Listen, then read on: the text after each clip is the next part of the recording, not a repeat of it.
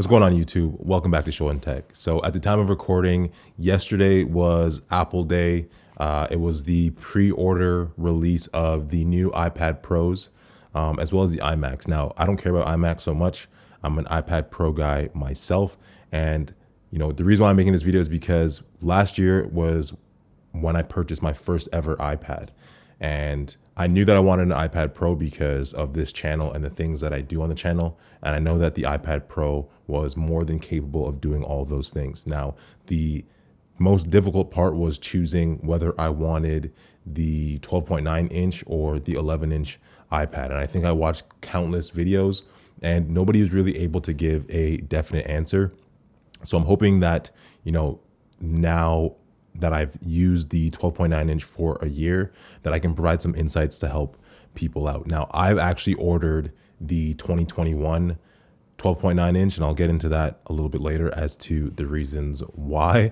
But I know that there's a lot of people out there upset about Apple's new structure to make people shell out the extra cash for that 12.9. So going back to last year, this is my 12.9 from last year. I skinned it.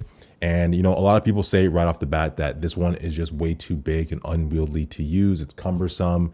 It's going to be hard to make it portable. There's a lot of hand fatigue when you use it, this, that, and the third thing. Now, in my experience, maybe because I'm a large individual, I don't know, but I'm not that big. Like, I'm 6'3", I got large hands. Yes, but my wife uses this one just as easily. So with the 12.9, you get so much more screen real estate.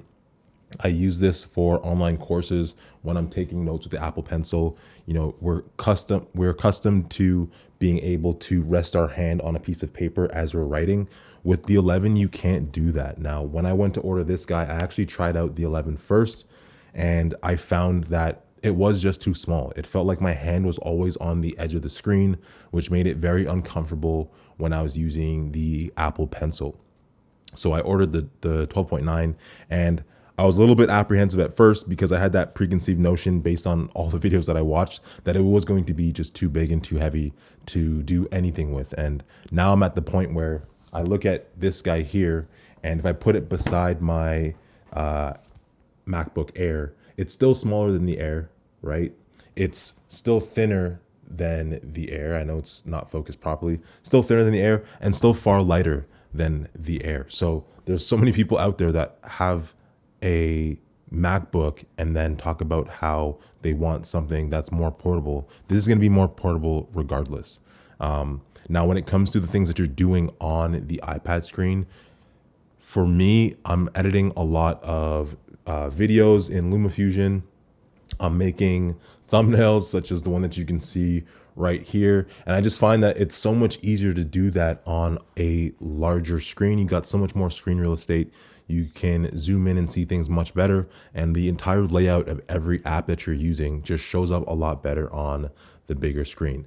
Now, going back to what I said earlier about people being upset about Apple's new pay structure, the reason is because this year, we've all been waiting for the mini LED screens for that better contrast, the brighter screen, etc. Now, you're only able to get that mini LED upgraded screen if you buy the 2021 12.9 inch model. The smaller model doesn't have that same screen upgrade. So it's the same structure as Apple had with the iPhone 12s to say, if you want the best camera, you got to buy the 12 Pro Max versus the regular 12 Pro. Now, that bothered me because I feel like a camera should be something that if you're buying a Pro device, it should be on both. With respect to Apple's new pay structure and the fact that you can only get the best screen on the bigger device, yeah, that's kind of annoying. I totally agree. They are funneling people into paying more money for a feature that's been long sought after. But I still do think that the 12.9 is the best option, whereas the 12 Pro Max, I don't think is the best option. That for a phone is way too big, way too heavy. It looks stupid in your pocket versus this guy, no matter what, you're carrying it in a backpack. You're never going to put it in your pocket, whatever it might be. So there's just so many upsides. I find way more upsides to the 12.9 inch than the 11.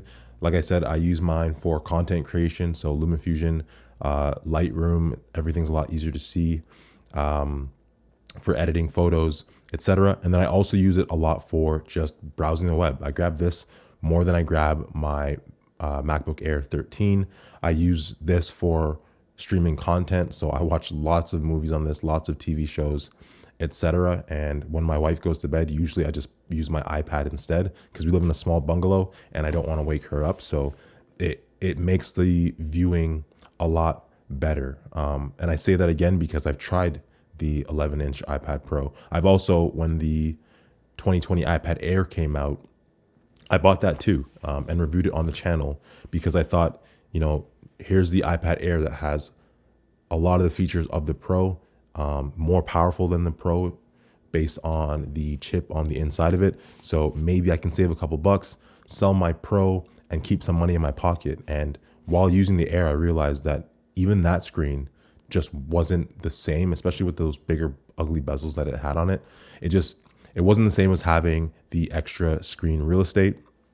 And I've never had an opportunity I've never had the experience where I felt any fatigue from this 12.9 inch being too heavy. If you think about it, if you really, really think about it, more often than not, when you're using your iPad, you are either going to have it in a folio case, such as the one that I have with me right here. So you've got it in a folio case, you're gonna fold it up like so, and then it's gonna be rested on a table or it's gonna be rested on your lap. My wife is my witness. On the couch, if I'm lounging on the couch with my feet up, I usually have the iPad folded up and on my legs anyways, using the Apple Pencil, and now I can use it free-handed. There have been very few times where I've had to use the iPad Pro in a handheld way where I felt like, hand fatigue was even a thing. Like that has never been an obstacle or a hurdle for me, just based on the way that you use the iPad to begin with. So I think if you are on the fence about whether you should grab the smaller or the larger Pro, you've got a couple of reasons, namely the mini LED. If you really want to see that, if you want to see what 1600 nits of brightness looks like versus, last year's model, if you want to see what mini LED is really about, then obviously, yes, you have to grab that 12.9, but don't be afraid of the size being too large because there's, like I said, way more positives to the larger size of the screen than there are negatives. And if you hate it, the resale is going to be easy on it too, in my opinion. That's what I've seen anyways. So hopefully this video helps you guys out. I didn't want to get too technical with anything. I mean, I always try to keep my videos more geared towards, the average consumer. Not all of us review tech and care about, all the crazy features and benchmarks and all of those things. We just want to get down to the nitty gritty and know that this is a product that's able to fit into our daily lives and our daily flow. So didn't want to make this video too long. It's already a little bit longer than I expected or hoped that it would be. But again, if you guys got any questions, any comments, concerns, or if there's anything that you want me to cover once my 2021 12.9 inch iPad Pro, 2021 M1 12.9 inch iPad Pro comes in, then feel free to let me know down below. But that's pretty much it. Much love as always, throwing up 2 of them, and I'll catch you guys in the next one. Peace.